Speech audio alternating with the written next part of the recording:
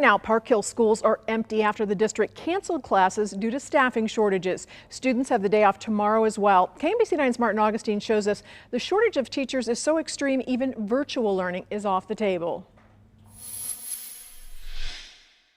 The number of staffers out sick even makes virtual instruction impossible here at Park Hill High School and every other school in the Park Hill School District. So the hope is, with no school today and tomorrow and the weekend, that'll be just enough time to get enough teachers and substitutes well enough to help guide the school district through what it calls a staffing crisis. Now, last week, Park Hill administrators sounded the alarm that this might be happening. A couple of days with the schools closed could be necessary, and here we are. As far as making up those school days at the end of the year, the Park Hill School District says that will not be necessary. Now, in a related matter, you may recall that earlier this month, the Park Hill School Board convened a special meeting to reinstate a mask mandate for the school district. Tonight at 6:30, another school board meeting regularly scheduled, and on the agenda is a discussion about the mask mandate to evaluate it and what to do with it.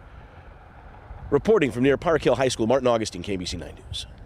There's a pair of bills at play in the Missouri State Capitol proposing letting voters recall school board members they don't like. The effort is gaining steam because of fights over COVID mandates, curriculum, and certain books. There are different versions of the bill in both the Missouri House and Senate. Both give parents or taxpayers without children the power to potentially recall school board members throughout the state of Missouri. Both Democrats and school leaders are against the plan. And all you're trying to do is what's best for the kids. The last thing we need to add is one more reason for regular hardworking people not to want to be on the school board. Many parents are feeling like they're not being heard, left out, not being treated correctly. If the House bill becomes law, voters would have to collect signatures from 10% of the people who voted in the last election. Recalls couldn't happen for the first 90 days or the last 180 days of any term. Also in Jefferson City, Democrats in the legislature are backing a bill to help school districts cover the cost of fighting lawsuits filed by Attorney General Eric Schmitt. He's suing 45 school districts over mask mandates, which he calls illegal.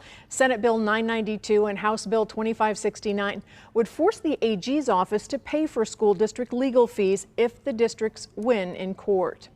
We continue to keep a close eye on COVID hospitalizations in our two states.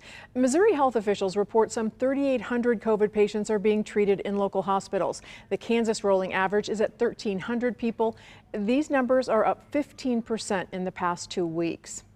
Researchers in Missouri may have found a key to treating people with long-haul COVID symptoms. A study just published in the International Journal of Infectious Diseases is led by a Missouri researcher. He found the symptoms of long haulers were exactly the same as people with a common illness called mast cell activation syndrome, which can be treated with a medication that's already available. And in light of the fact that most of the treatments are over the counter, I think this is a big boon to the patients who have long COVID. There are several trials happening right now and more coming in coming weeks where doctors are using mast cell activation syndrome drugs to treat long haul. So if you'd like to sign up for one of those, just go to clinicaltrials.gov. We can help you navigate the pandemic. Download our KMBC 9 News app. There you can find where to get a COVID test, the latest case numbers, and changes in mask mandates where you live. Search KMBC in your app store for the free